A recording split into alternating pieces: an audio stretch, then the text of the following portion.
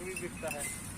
हमारा ज़्यादा काम दूध का है, दूध बेचते हैं, बच्चा छोटे ही बेचते हैं, दूध का लालच करते हैं। क्या करते हैं, इसका एक ही निर्भर की होगी, 3 लीटर दे देती है।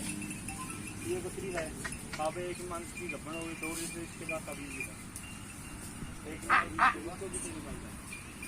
इस छोटा बच्चे भी 2 लीटर है। हाँ, ये बच्चा फंसती है ये यार हटा होता भाई उसको निदान वास्ते सकता बेचना नहीं मैंने मुझे हमने कुर्बानी की। हाँ ताही तक फंसी जाता नहीं, अंडर रखते अंडर बढ़िया भी